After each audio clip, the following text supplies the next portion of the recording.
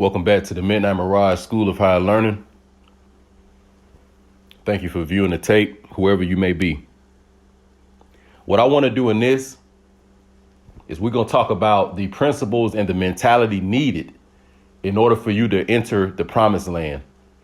We're going to talk about the principles and the mentality needed in order for you to reach the promised land. All right. Now, when I talk about the promised land, I'm talking about the desired lifestyle that you wish to live while you are here on this earth. A lot of us want to reach a certain financial status. A lot of us may want to experience a certain romantic type of relationship. A lot of us may want to produce offspring. And a lot of us want to leave some type of blessing to the earth. And in order to do this, you must understand the principles and the tools needed in order to get you into the promised land. Some of those principles needed are patience. The most important one needed is obedience. All right.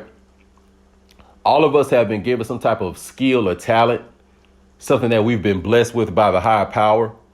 And we've been given those skills and talents in their organic seed stage, meaning that they aren't fully manifest. So think about when you go to your local garden shop. And they may have seeds for all type of flowers and plants, fruits and vegetables, etc. You can leave with the seed, but you must go home and do the work and actually cultivate that seed and nourish that seed so it can grow into that fruit or that tree or whatever it is that it's supposed to be.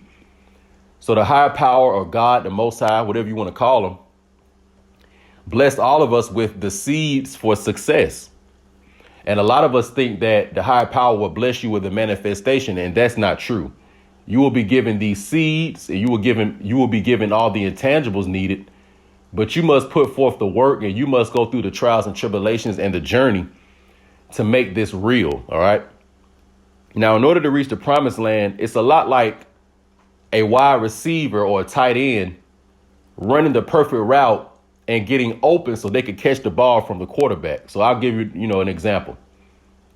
So you have a quarterback. The quarterback, they hike the ball. The receiver runs a certain route. Now the receiver has to run the route crisp. The receiver has to run the route exactly how it was practiced. And the receiver has to follow the blueprint and shake off the defender so the quarterback can then throw them the ball and they can enter the end zone for the touchdown. But if the receiver runs a funny route, a receiver runs the route lazy, they don't shake off the defender, then whether the quarterback throws them the ball or not, they won't be ready for success and they won't be ready to enter the end zone, aka the promised land, and, receive what they're supposed to receive. So what do I mean by that? The higher power, as I said, is going to set up certain things in your life organically and naturally for you to win. And the more obedient you are and the more focused you are and the more patient you are will determine how good you run your route. So when your opportunity for success come, you'll be able to catch it and go straight into the promised land or straight into the end zone. So, for example, also as a man, when you putting in work every day, you're not going to always see the results of your work. It's going to take a long time for things to get good anyway. Like, on this earth, if something is positive and it makes you feel good and it has no sorrow added, I guarantee it's going to take a long, long, long time for you to obtain. So it's going to be a lot of endurance needed to, get the best outcome from all the hard work you've been putting in. But a lot of us, when the higher power brings that opportunity in our lives, sometimes we got so much baggage. Sometimes we still have people associated with us that shouldn't be associated with us. And that will act as a defender or a defensive back. And it'll either intercept the promised land, opportunity, or we just never get that chance for success. So always remember for you brothers out there, especially you young guys, that in life, it takes a very, very, very long time to get the opportunity for success. But it only takes one quick false movement to destroy your opportunity for success. So that means that it takes a very, very long time to get something good, but it only takes one thing to lose that something good. So keep that in mind when you just on your journey and what you're investing in as well. You got to also remember that part of your journey is going to show you that you can invest in people, and you can also invest in certain ideas. So if you wanted to create a business, let's say, that would be an idea. But a lot of people invest in people. And the more casual, frequent one is people investing in interacting with the opposite sex in a so-called relationship. So a lot of you brothers, believe it or not, some of you all's defenders get into the promised land are going to be some of these people that you've put yourselves in relationships with, or you're associating with them, or you still interacting with people that you may not need to be interacting with. So a lot of the times, we trip over our own foot, and majority of the times we are our own reason why we never reach the maximum, success in our own lives. A lot of us are impatient. So before I go into my reading, because we're going to read in Deuteronomy Chapter 31, in this morning's tape. But the other day I saw an interview by, the brother OJ, the Juice Man, all of us from the South, or probably, across, North America, the States at least. Some of us are familiar with his music, especially you into that trap shit. But anyway, the brother had a pretty interesting interview, and he talked about how, he was just in the streets and, looking for an opportunity, and he ended up getting locked up. And after he got out of jail, he was very close with Gucci Mane, another rapper, and Gucci was getting a little bit of success from it. So OJ figured, well, let me give this a shot. And instead of OJ doing his homework, he was very naive, and he entered into the game basically in a bad contract, or he made a bad covenant with somebody. And this prevented him from going into the promised land like he was supposed to. By the end of the interview, the guy that was interviewing him asked him, he said, well, OJ, if you could do it all over, what would you do? And OJ said there were two things. The first thing is that he would have stayed independent. And the second thing is that he would have been a little more patient and believed in himself more. Because the error that OJ made is he signed a bad contract with some people who it seemed like they just betrayed him, and manipulated him. And he had a bad allegiance with some people. And the second thing is that I can remember OJ saying when he made one of his hit songs, he didn't really know it was going to be a hit. So he was moving around as if he's still going to probably be some local rapper. But the song actually ended up taking off and generating millions of dollars. But because of his bad contract and bad associations, he wasn't able to receive, the revenue that he had generated from his music. So in that situation, it taught me that not only do you have to be patient in life, and a lot of the patience is understanding and believing in yourself and knowing that whatever seed you've been given, once you plant that seed and once you, watering it every day, that it's going to grow into something one day. So you can't, get discouraged by not seeing anything coming out the ground, the monotony of the everyday routine. You can't let any of that type of stuff discourage you, because when the success comes, you're not going to know when it's coming. You just have to be prepared, and you have to be ready. Just like in a football game. If you're a wide receiver or a tight end, there's going to be plenty of times where you may run your route, but the receiver or the quarterback, he didn't see you open. Or maybe there was a play that was designed that necessarily wasn't for you, but you still have to run these routes very, very crisp and very, very sharp. So if you get into a mindset of just running routes, but not really thinking you're going to ever get the ball, then it's going to be a route you run. And then this time the ball actually is coming to you, but you're not going to be prepared for it. And that's what happened to OJ. OJ wasn't running his routes properly, a.k.a. he wasn't taking the everyday principles of what's needed to get to the promised land serious. So then when a quarterback threw the ball his way, he wasn't able to catch it. And he wasn't able to, as I've been saying, get into that promised land like he probably wanted to. A lot of you brothers are going to be dealing with the same thing. You got a lot of friends and family, people that you still associated right now, and you think they got your best interest, but they really, really don't. A lot of them are jealous of you. A lot of them only hang with you because of the type of lifestyle that you may currently be living, or that you may potentially live in the future. And there are certain resources that come with that, certain comforts that come with that. And that's really the only reason why these people are around you. All right. A lot of you guys jump too quick for certain financial opportunities. You may be working on your own business, but because it isn't taking off like you want right now, It's not paying you back like you want right now. So you'll forego that and go and get the low hanging fruit and take another financial opportunity that may seem like it has a little more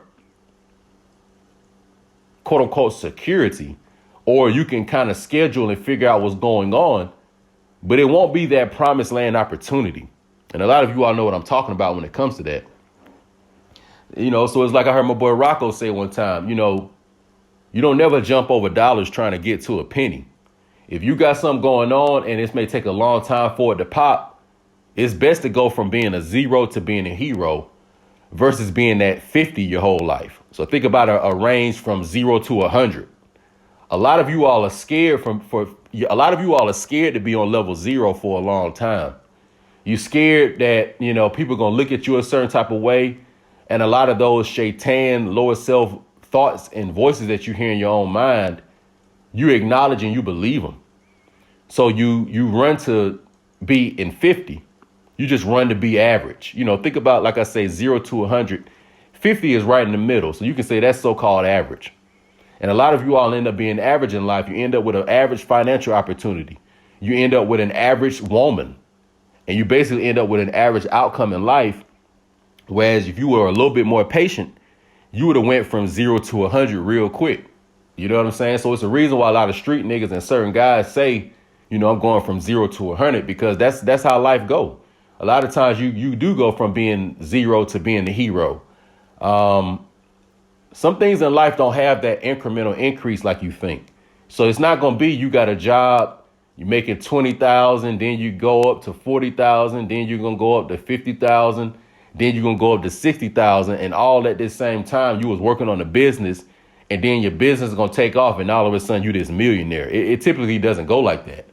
It typically go from a person making probably 20,000 or nothing, and them grinding it out. And then one day, all of a sudden, now they making 200,000 and up. So always remember, too, that the higher power has a very, very slick way of testing you to see if you can take the ego being badgered and destroyed by being on 0 for quite a while. Can you be a servant? Because that's another thing, too. Like, a lot of you all don't understand that one of the principles of getting to the promised land is being a servant and being of service to the right type of people and the right type of things. So I'm not talking about letting people use you and walk over you and manipulate you. No, I mean, are you being a servant to the higher power? What does the higher power need you to do for him? What kind of people in your life that may be good people, but just need a little bit of assistance and help? Are you open, and do you have the heart to help those people? How much of you all are willing to give up some of your own comfort, some of your own so-called peace even, to help somebody else get out of a situation that you may love? So a lot of us are, really in the mindset of being a servant. All right. We just want somebody to serve us. But the way things go in life is that all of us are being a servant to somebody, and we're also being served by somebody else. Let me repeat that. The way life goes is at some point you're going to be a servant to somebody else. And also at some point in life, somebody's going to be serving you. So just like me, Blackbeard, a lot of times in my life, I've been at 0. Things were just kind of mundane, feeling like nothing is so-called going on. But I'm still being asked and being required even to be of service to other people. And what I had to learn is a lot of this is my own soul test for myself to really see what is it my inner self really made up of. Am I really a narcissistic type of guy? Am I really a materialistic, egotistical type of guy? Do I really feel like I can make it to the promised land, yet help people at the same time? So I've been through certain things in my life to really show me who I am. And a lot of the times when you're going through them trials and tribulations, that's ultimately what's being revealed to you, what your true character is. Because most of us say certain things about ourselves, but until you really been tested the right way, you really don't know who the hell you are. So it's very easy to say that, you a so-called nice person or a good person when all the money is coming in, when everybody being nice. But, how are you when the money is not coming in? Do you still have a good attitude? Are you still pleasurable to be around? So these are just some of the things you got to think about, before you go on that exodus to the promised land. And this is, recorded historically in chapter 31 of Deuteronomy as Moses was on his deathbed and he started to teach these principles to the next man up, which was Joshua. OK, so we're going to read and we're going to talk a little bit about this. But I just wanted to have a prelude to tell you brothers that in order to get to the promised land, you got to be patient. You have to believe in yourself. And it's best a lot to be independent, meaning that you're a sole entity. A lot of these relationships you all are in, believe it or not, won't even last. The average relationship in this country, I don't know how long it is, but I know the average marriage isn't that long. And I know that the divorce rates in this country are extremely high. So just based off of statistics, not based on Blackbeard's personal experiences, not based on anything else, but just based off of statistics, that there's a high chance that your relationship won't last in this country. So in order for it to last, that means you got to do things at the right time in your life. All right. So you want to be patient for certain love opportunities in life, certain relationship opportunities in life, and you want to be patient for certain financial opportunities in life. Because when you get into a financial situation or a so-called romantic situation, and it's not that good for you and it take a lot out of you and it brings a lot of negative energy in your life, this would cause a lot of PTSD or post-traumatic stress. And this is where you get people coming on the internet, and they talk real bad about people of the opposite sex, or they talk real bad about money and they say that money is the root of all evil. These are people that more than likely never really understood these principles to success. And they tried to get themselves involved with money or involved in a relationship. But because they didn't know what they were doing, it didn't turn out the way they wanted. So now there's a lot of negativity and anger about it, So you got to watch out for that, too. A lot of times, even in life, you all may hear me come on these tapes and I'll say certain things about, these modern day females. And a lot of it is true. But you got to understand that I haven't had many negative experiences from these women. I haven't gotten in a lot of frivolous relationships. I haven't gotten serious with a lot of women I've met that probably were only supposed to be temporary. So that means I take things for what they are. And I also know that, things come in a certain season. Just like right now, we're in the winter season. So it's the time to wear your hoodies. It's the time to wear your jackets and your gloves. But a lot of you all may have had a nice jacket that you wanted to wear during the summertime, but it wasn't the right season. So what did you have to do? You had to wait till the proper season to come, and then you wear the jacket. And it's the same when it comes to relationships. It's a certain season in your life that you're supposed to be in that relationship and really try to, build something like that. And that season as a man is going to be based on you being in your financial prominence, you being in your knowledge and wisdom prominence. And basically the higher power has crowned you the emperor of your own sector of life. And until you've achieved these things, you shouldn't be trying to get into a real so-called relationship. OK, so like myself personally, when I meet women, a lot of times I'm already able to tell them, like, look, I don't do the frivolous relationship thing. I only get in a relationship.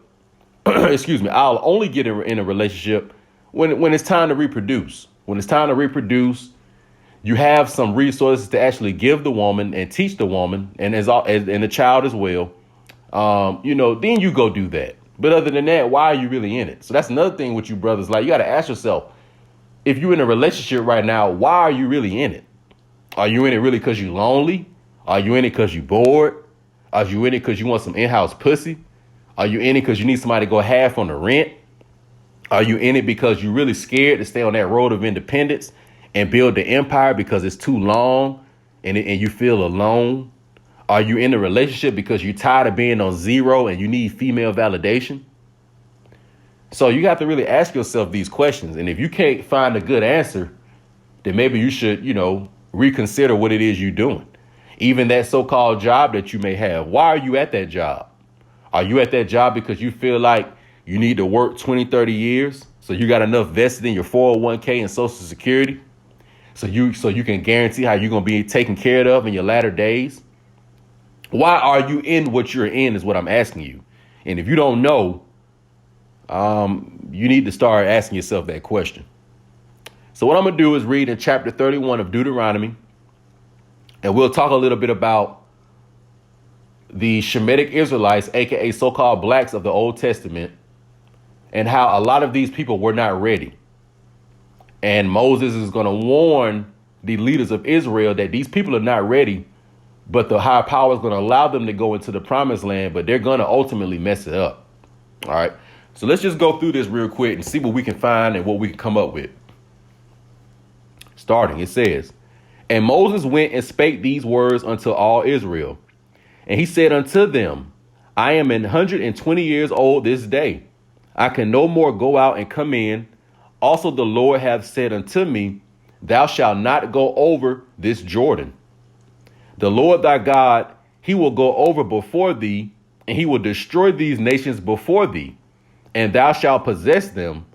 And Joshua, he shall go over before thee, as the Lord hath said. So what we have right here is Moses getting ready to give the Israelite community a speech. And what he's doing is telling the people, he say, look, y'all, I'm 120 years old. I had to go through the war in Egypt, and I brought the people through the promised land. But the higher power has already told me that I'm not going to cross over the river Jordan, and I'm not going to enter the promised land. So I'm going to prepare you all with knowledge and wisdom on what you need to know so you can go into the promised land. And Joshua is going to lead you into the promised land. Also, remember this. The word Yeshua or Joshua was a common word, or a common name rather, in the Israelite community. So just think about how in the so-called black community today, you may have, a brother named Michael or a brother named Randy. Like, you have certain common names in the so-called black community. So Joshua was one of them, in the old world.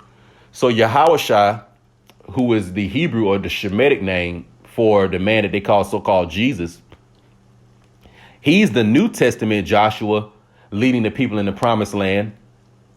And Joshua in Deuteronomy is the Old Testament Joshua leading the people into the promised land. So there is going to be a Joshua that will lead the people into a promised land. All right, let's keep going. And the Lord shall go unto them as he did to Sihon and to Og, kings of the Amorites, and unto the land of them whom he destroyed. It also says here that the higher power is going to go before them and destroy certain nations so they can enter into the promised land. What does that really mean? Well, today, a lot of you brothers see a lot of calamity and chaos going on around the world. Countries are in super debt. A lot of communities and nations are having their civilizations infiltrated with globalism, Marxism, and socialism, feminism, etc. And a lot of you brothers may think, man, it seems like the world is, falling. It seems like these are the so-called end times. Well, this is what I want to tell you, brothers. The end times for this world are the beginning times for your new world. Let me repeat that. The end times for this world are going to be the beginning times for your new world. Understand, so-called black man, you are at the bottom of this society. OK, you are at the complete bottom. So that means that when everything is being destroyed, those who have been at the top will fall to the bottom, and those who have been at the bottom will go to the top. So I don't want you brothers walking around getting nervous and getting scared when the higher power bring down these judgments that you're going to see. That's why a lot of these rappers are getting killed and slain and certain things that you see, because the higher power is allowing the shaitan to go ahead and collect anybody that's really on the shaitan side. And probably in a future tape, I may talk about the relationship between the shaitan and street niggas. But what you're saying is that the angels of punishment are cleaning house. All right. So whenever you see the higher power, expressing wrath, what you're supposed to do is get out of the way. You're supposed to be obedient to whatever it is you're supposed to be working on. And you're supposed to be minding your own business. You're not going to be going around crying and taking on the sorrows of these other people who have been at the top, but now they shit is falling, because a lot of them, what they're going to do is try to transfer their guilt, their shame, and the punishment that they're supposed to receive to a lot of you brothers who've been at the bottom. And I'm going to also say this too. A lot of these so-called black females, they may not be at the top in this society, but they higher than you. So you're going to see them destroyed in a lot of ways. And you're not supposed to come running and trying to help these people. You're supposed to stay out of their way, mind your own business, And whatever people you're supposed to be responsible for, you lead those people, and that's it. So this whole idea of the so-called black community and trying to help all black people wake up and become illuminated and knowledgeable and stuff, all that shit is out the door. That's done with. You know, from the Nipsey Hussle situation, Nipsey got killed by one of his own Crip brothers, allegedly. With the Slim 400 situation, you know, the brother out in Cali. I don't really know the details, but they saying he may have been killed by one of his blood homies. So you're not even having rivals killing people now. You having people in their own camp taking them out. Okay? So a lot of this stuff, man, just like let it go, you know, and understand that you can't help these people. Like Young Dolph coming back to Memphis and stuff like that. There was no reason why Young Dolph should have been coming back to the streets of Memphis and riding around the way he does. So-called black people are spiritually finished. Their collective self-esteem is none. It's zero. You can't help so-called black people. You just can't. I mean, even myself, you know, from this point forward, even the next books I may write and the next type of literature that I put out, a lot of this stuff is going to be put on a private website, and people that may know me in my personal life, they'll have access to it. Or if you know somebody that know me, you'll have access to it or something like that. But just this idea of me putting it all over the internet and doing all these, you know, presentations and all that, I'm not doing none of that shit, because the higher power has already shown me what time it is. And he's also helped me set up ways to get finances, you know, in another way. So I'm not relying on my books to lead me to a financial promised land. And, you know, and a lot of that prevents a lot of stress, because the so-called black community is, they just been lost for a very, very long time, man. And they just can't be helped. They just can't be helped. So a lot of them going to have to be cleaned and wiped out. And it's unfortunate, but it is what it is. Just keep going. And the Lord shall give them up before your face, that ye may do unto them according unto all the commandments which I have commanded you. So that means a lot of these enemies and a lot of these people that have betrayed you, brothers, they're going to be given over to you to bring the judgment upon them, you know, in that time when that comes.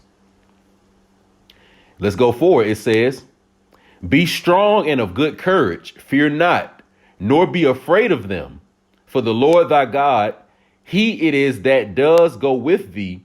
He will not fail thee, nor forsake thee. This is very, very, very important. You brothers got to understand. The higher power is not going to bring you through any situation or create any blueprint for your life that's going to lead to your destruction. Only our ego and our poor choices and poor associations lead to our destruction. So I want you brothers to have a lot of courage and have a lot of strength and have a lot of confidence and get your validation from the Most High. The only thing you need your validation from is the spiritual creator. You don't need your validation from other men. You don't even need validation from your own ego. Because a lot of times your ego, sometimes it's going to feel positive and sometimes it's going to feel negative. So don't even rely on that bullshit. Only rely on the higher power to lead you to success. Because I'm pretty sure that what God probably got for you is way better than some shit you probably planned for yourself. Okay? Especially if you're an obedient person. All right? Then he says, and Moses called unto Joshua and said unto him in the sight of all Israel, be strong and of a good courage, for thou must go with this people unto the land which the Lord hath sworn unto their fathers to give them, and thou shalt cause them to inherit it. And the Lord, he it is that does go with thee. He will be with thee. He will not fail thee, neither forsake thee. Fear not, neither be dismayed. Now, the reason why Moses is telling Joshua and the Israelites repeatedly to fear not, because he knows that on that way to the promised land, you're going to see some shit that's going to scare you. You're going to see some shit that's going to make you turn around. You're going to see some shit that make you lose confidence. You're going to see some shit that's going to make you start questioning yourself. Okay? So that's why it repeatedly says to fear not and to be of good courage, because you're going to need it on that road. And Moses wrote this law. Now, this is very, very important, because before I told you all that, when we incarnated as babies in the wombs of our mothers, we made a covenant with the higher power. The higher power blessed us with certain abilities and gifts, and we were supposed to come here and use them a certain way. And regardless of the hardships that we were going to face, a lot of us still made the decision to come and do whatever it is and complete the mission that we were put on. Okay, so keep that in mind.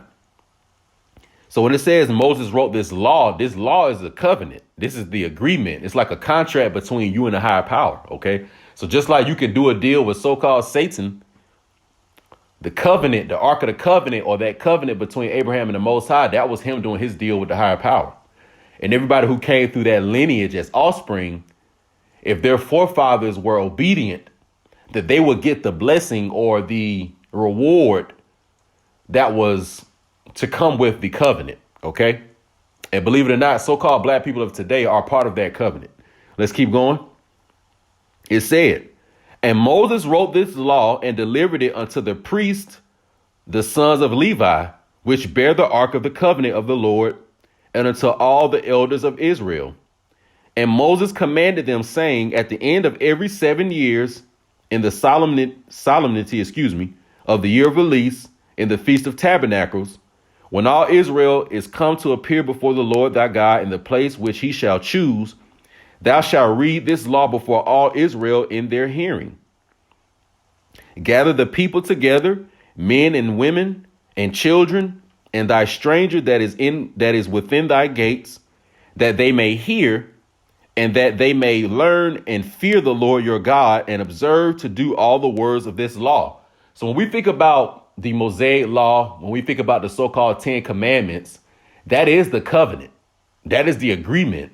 OK, a lot of what you all learn in Leviticus in the Bible, that is the covenant. That is the agreement. So part of that covenant, believe it or not, was that, like, for example, to not covet your neighbor's properties. A lot of you brothers, forefathers, your forefathers made a covenant that they shouldn't covet their neighbor's properties, meaning other Shemitic Israelite men property. And also they shouldn't be bothering their women. OK, they shouldn't be bothering their women. So, that's why sometimes when these guys, playing that role as a side dude, and knowing that this woman got a guy and it's all these other women you could deal with, but for some reason you still choose to be this side guy. That's why a lot of y'all end up getting y'all's TV turned off and y'all get into a lot of bullshit because of that. Because believe it or not, these women are property of other men if they are married to them. Anyway, let's keep going. It says, and that their children which have not knowing anything may hear and learn to fear the Lord your God as long as ye live in the land whither you go over Jordan to possess it. So that means that this covenant or these commandments was just a culture that the Shemitic Israelite people were going to have for themselves. And this is how they were going to relate to each other. So when you think about a culture, just think about this is a way that people relate to each other. And if you don't have certain principles to stand on, then people will pretty much just do anything. So just like, let's say in the so-called mafia culture or the so-called Sicilian, mobster culture, part of their culture is that, everything that happens in the mafia stays in the mafia. So you don't talk about mafia business to outsiders. That's a cultural thing. So think about so-called black people today. There really are no cultural principles that we all stand on. All the ones we stand on, they're really not about shit. Let's keep going. And it says, and the Lord said unto Moses, behold, the days approach that thou must die. Call Joshua and present yourself in the tabernacle of the congregation, that I may give to him a charge. And Moses and Joshua went and presented themselves in the tabernacle of the congregation. Now, y'all listen up. This is very, very important. Please listen up to this. This is why a lot of you all, that's why a certain percentage of you all listening to this may not make the promised land, because you're going to ignore this very, very important part right here. It says, and the Lord said unto Moses, behold, thou shalt sleep with thy fathers, And this people will rise up and go a whoring after the gods of the strangers of the land, whither they go to be among them, and will forsake me and break my covenant which I have made with them. Then my anger shall be kindled against them in that day, and I will forsake them, and I will hide my face from them, and they shall be devoured, and many evils and troubles shall befall them, so that they will say in that day, are not these evils come upon us because our God is not among us? And I will surely hide my face in that day for all the evils which they shall have wrought, and that they are turned unto other gods. Now, what is this talking about? What you have right here is the high power is letting Moses know ultimately, look, your forefathers back to Abraham and Shem, I made a covenant with them. And because they were men of their word, I have to be a power, and I have to be of my, I have to be consistent with my word. So I made a promise to them, and I have to uphold that promise by doing certain things for you all. But as far as you all, I know that as soon as I deliver my promise to you all will betray me. You all will enter the promised land, and you will go whoring after other gods. You all will forsake me, and you all will take on the culture of the people that's going to be in this promised land. Let me give you an example of what this is talking about. Some of you brothers out there are going to reach success more than likely in 2022 in a way that you probably have never experienced. And the higher power already knows, based on what you're doing right now and who you're associated with right now, how that's going to turn out. So in this situation, the higher power was telling Moses and Joshua that I'm going to help you all get into the promised land. But although you all may be obedient to me when you get in the promised land, majority of the people are not. They're going to take on the culture of the new people that they're going to be around in the promised land, aka Canaan. So that would be like these brothers who come into, financial success, and you enter the world of financial success. You're hanging around people who got money. You go into certain type of venues and events and parties with people who got money. And next thing you know, you start taking on the culture and doing things that the people in that money world are doing. For example, that's a lot of that Hollywood stuff. A lot of these guys, whether they be an athlete or whatever, they may just be from a regular small town. They make it to the big stage. They become this millionaire now. They're hanging around a lot of new people, especially from other ethnic national groups. You get invited to certain parties, and next thing you know, that you hear about them now doing the bacchanalia and having orgies and, getting involved in certain Baphometic rites. And a lot of this is you going and whoring after other gods now. So the higher power even knows that most of these men who really want financial success, he already really even know what you want it for. A lot of y'all really only want financial success to get some nice fancy clothes, some nice fancy cars, and then go back to your old hometown, go back to your old neighborhood, and basically just stunt on a bunch of people who not successful. A lot of y'all really want to just get financial status so you can now go into the money world and now have access to women that A, you never really had access to before. B, you didn't have the courage to go try to talk to these women when you didn't have money. And C, if you didn't have money, these women wouldn't even entertain you. But now that you got a little bit going on for yourself, you're going to go into the new world and you go whoring after these other gods. Because these other gods I'm talking about are these Jezebel females that start showing up now that you got money. Corporations who really don't care nothing about you, but they want to do business with you just for they feel like they can come up with some money. And the material objects and possessions now that you will have access to, that you will start to worship, and you will start to identify with these things when you go into this promised land. So that's what the higher power means right here when he says that, and this people will rise up and they will go whoring after other gods in these strange lands, and they will break the covenant. That's what it is. So you have to be careful on when you down bad and you really, really within the depth of your heart and you asking the higher power to help you get out of that situation. You're tired of being a zero in life. You ready to rise. You ready to, achieve and be whoever it is you're supposed to be. And a lot of those promises that you said you're going to make, you got to keep up that. So a lot of you guys that be in the prison system, for example, and I know a lot of these, you get in the prison system and all of a sudden you start practicing Islam. And you get in there, you start praying to God and saying, if you get me out, I'm going to do this. I'm going to do that. I'm going to let go of the drug habit. I'm going to let go of the prostitution or whatever it is you was into. But really, you were scared. You ain't really believe that shit. Because as soon as you got out and you got into your promised land opportunity, you went right back to the same shit that you just said you was going to quit. And a lot of times, I ain't going to say a lot of the times, all the time, the higher power knows what you're going to do. Because the higher power knows your heart. But we have to have that mirror put up to ourselves, and we have to be revealed to ourselves, because you're not fooling the higher power. You're only fooling yourself. So, that's what happens. So when it says right here that, and then my anger will be kindled against them, and I will forsake them, and I'll hide my face, and many evils and troubles will befall them. That's what happens to a lot of these people when they enter the promised land. And you be on the outside, you be like, damn, man, they got the money now. They got the man or the woman now, or whatever it is that they flex with on Instagram. And you thinking like, man, they got all this going on, but they still seem like they're not happy. Like, for example, like Kanye West, who's a fucking idiot to me. I don't give a damn about him being no creative intellect. I separate that from everything else. He's an idiot. You know what I'm saying? He's a Janus program, the mind control subject.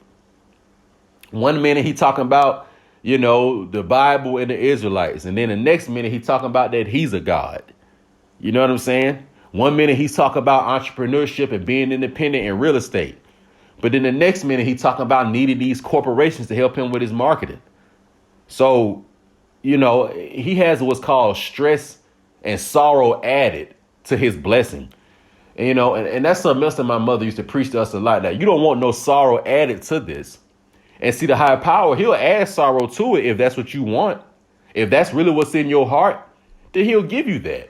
So that let me know, like Kanye, a long time ago, bro, when you was broke, or maybe you grew up in the MK Ultra program. I kind of think you did. But let's say if you didn't, when you was broke and you was saying, man, I just want to get out of this and I'm going to do this, I'm going to do right. And, you made your Jesus walk song, but then as soon as shit started going good, it was like you forgot who you were. But the thing is that you were never that, so that's just like, like me, like y'all think I be sitting around praying and telling God when I get money, I'm going to stop doing this and I'm going to stop doing that. No, you don't do that, man. That shit is fake. No, if you a nigga out here and you just like having sex with women, keep it real. You know what I'm saying? You don't think the higher power know that's what you want? You think I'm going to just start acting like a saint when I get money? No. And I think ultimately the higher power probably got more respect for you if, just be who you are. You know what I'm saying? He already know what you're doing anyway. Whether you smoking weed or you drinking alcohol or whatever it is you're doing. So just like, that's my main thing. Like, you can fake with these other human beings. But please, like, y'all, don't try to fake with the higher power and don't try to fake with yourself. Because I'm going to just let you know from personal experiences. In my youth, I tried that shit. I tried to finesse the higher power. I tried to jug and finesse the Most High. I tried to deceive the Most High at certain times in my life. That shit didn't work. So don't even don't even try it. You know what I'm saying? Just be whoever you really are before you get in the promised land. So that means like when you on level 0, like really, really embrace who you are. Embrace what you like about yourself and embrace what you don't like about yourself. But all that making these false promises that when shit start going good, I'm going to be this way and I'm going to do this and I'm going to do that. Man, don't waste your time doing that. Please don't. Let's move forward. Then it says, now therefore write this song for you and teach it to the children of Israel. Put it in their mouths that this song may be a witness for me against the children of Israel. For when I shall have brought them into the land which I swore unto their fathers, that floweth with milk and honey, and they shall have eaten and filled themselves, and waxen fat, then will they turn unto other gods and serve them, and provoke me, and break my covenant. And as I'm saying, yeah, it's very easy to say, God, man, when I just get some money, when I'm able to feed myself, when I'm able to do this, and I'm going to do that, I'm going to all be all right.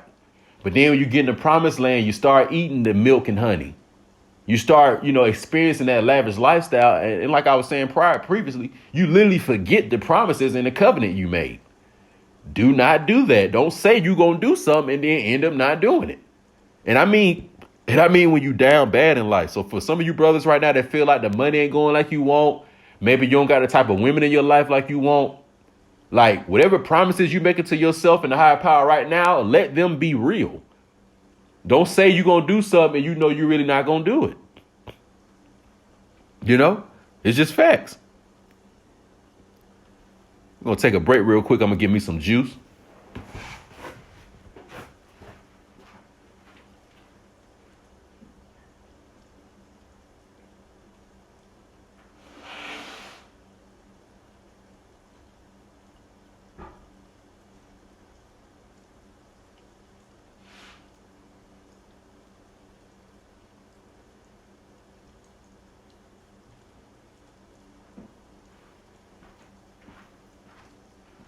All right, sorry about that. We back.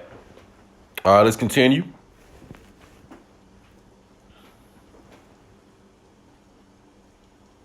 And it shall come to pass when many evils and troubles are befallen them, that this song shall testify against them as a witness. For it shall not be forgotten out of the mouths of their seed. For I know their imagination, which they go about, even now, before I have brought them into the land which I swear. So the higher power is saying right here that I already know what your imagination is. I already know what's in your heart before you even get to the promised land. So I already know what you're going to do. You can't fool me. And that's what he's saying right here about the children of Israel. It's saying, I'm going to reread it. And it shall come to pass, this is the higher power talking to Moses, when many evils and troubles are befallen them, that this song, meaning this covenant, these agreements, the 10 laws, the commandments, etc., that this song shall testify against them as a witness. For it shall not be forgotten out of the mouths of their seed. That means their offspring. For I know their imagination, which they go about now, before I have brought them into the land which I swear. So, it like don't even try to play that game. You know what I'm saying? Like whatever is really in your heart, whatever you really desire, just deal with the higher power in truth and authenticity because he knows it's there. All right. And let's go on. It says, and he gave Joshua the son of Nun a charge and said, be strong and of a good courage, for thou shalt bring the children of Israel into the land which I swear unto them, and I will be with thee. And it came to pass when Moses had made an end of writing the words of this law in a book until they were finished, that Moses commanded the Levites, which bear the ark of the covenant of the Lord, saying, take this book of the law and put it in the side of the ark of the covenant of the Lord your God, that it may be there for a witness against thee. For I know thy rebellion and thy stiff neck. Behold, while I am yet alive with you today, you have been rebellious against the Lord. And how much more after my death? So Moses is telling the people right now, like, y'all already been rebellious with me and y'all been rebellious against the higher power while I've been here with you all. So although I'm going to write these covenant, this Ark of the Covenant, these tablets, I'm going to leave the law with the Levitical priests. They're going to carry it with the Ark of the Covenant, and it's going to serve as a witness, meaning as a contract. So that's what the Ark of the Covenant is. Like, see it as a business contract that a bloodline of people signed, that their future descendants will uphold this by being a certain righteous way. And if they don't, whatever evil and trouble comes upon them, so be it. So you got to understand that these generations come and go, but the higher power has always been here.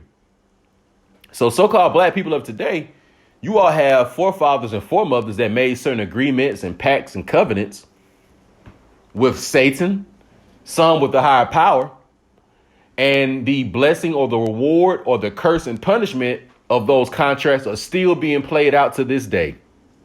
All right. In the same way how some of you all have offspring right now, or probably will produce offspring one day, that commandment and that covenant is also going to trickle down to them as well. So that means that if you standing upright and you righteous, then certain promises that were made to you will continue to go on to your offspring and they'll live a good plush life. But if you don't, then certain curses will go down to them. So a lot of this in the Bible, I know when you say it'll say that the Lord God said this, a lot of it's talking about cause and effect, you all. Cause and effect. You know what I'm saying? That's what we're talking about. So the Most High don't have to make nothing happen. It's the cause and effect aspect of how creation works. And through the Most High's wisdom, he knows how things will turn out based on whatever kind of cause we implemented. He knows what the effect of that will be. OK, let's keep going. So it says, for I know thy rebellion and thy stiff neck. Behold, while I am yet alive with you this day, you have been rebellious against the Lord. And how much more after my death? So a lot of you brothers are saying, man, we want to see so-called black people get their stuff together. And I understand that. But what you don't understand is that after all this hard work we doing today, that means the generations of so-called black men today that have taken the time to be entrepreneurs, that have taken the time to try to resurrect culture, that have taken the time to choose the right women to procreate with. Even after all the hard work you've done, can you accept that the people coming after you still gonna fuck it up? Yeah. Can you accept that? Even old Blackbeard, all the books I'm gonna write, all the intellectual property I'm gonna create, all the stuff me and the Red Stick family are gonna do to lead to our offspring and future generations, I've already accepted that a lot of them are gonna mess it up. And you know what? I don't even give a shit, because at the end of the day, I just need to achieve what I'm supposed to achieve here in the present. And I just need to be obedient to what the Most High told me.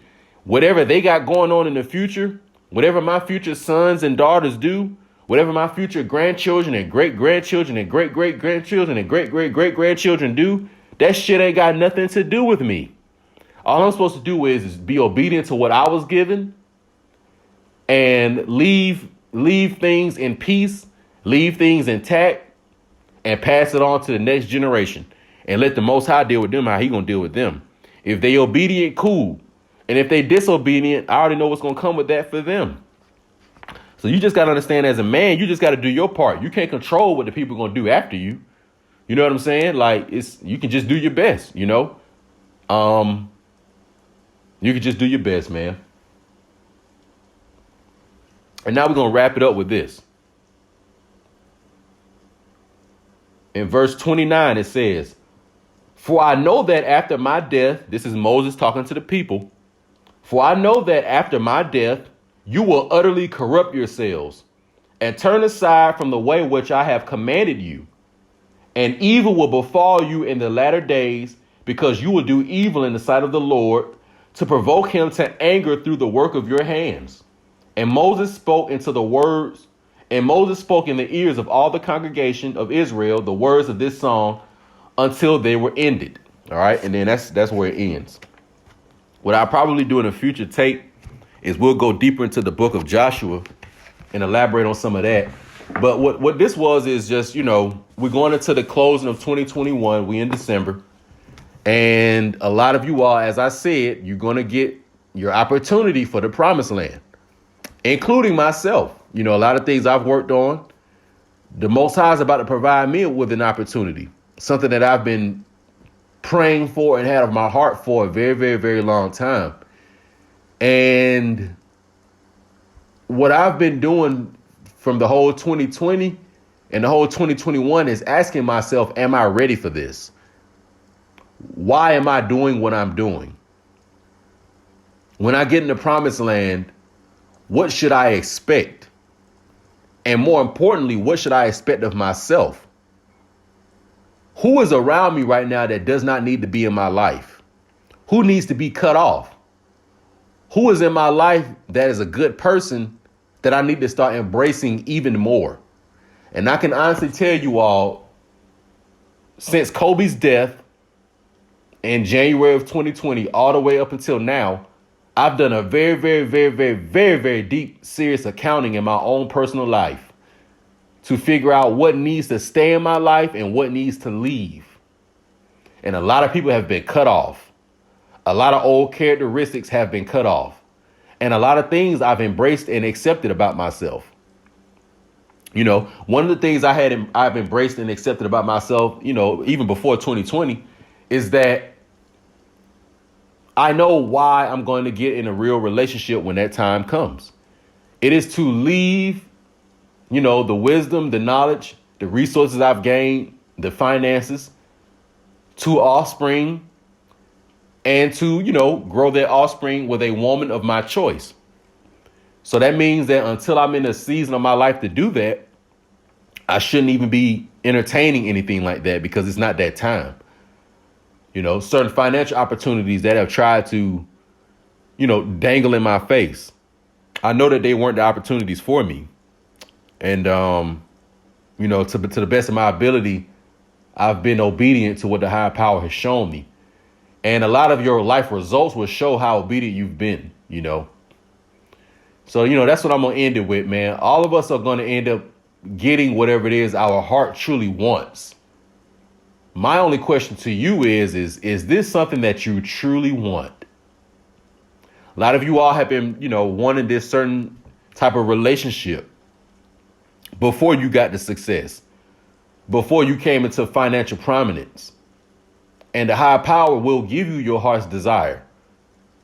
But it's up to you to see once it come, is this what I truly wanted? And a lot of us as so-called black men, because we haven't taken the time to do our homework, because we don't have a lot of elders to bestow wisdom upon us, you make choices and you end up having buyer's remorse. So you end up getting in relationships with certain women and procreating with them. But then when certain things change in your life and you start seeing that there were better opportunities for you and, you know, maybe even better women for you to associate with, now you can't do it. And you sitting there with buyer's remorse and you mad now and you treating your current woman and children a certain type of negative way, coming up with excuses just to leave the house and stuff like that. Got women on the side and all that type of shit. See, all that stuff comes from you lacking wisdom and you not really ever knowing that, damn, man, in life, it really go from being a zero to the hero. It don't go from 0 to 20.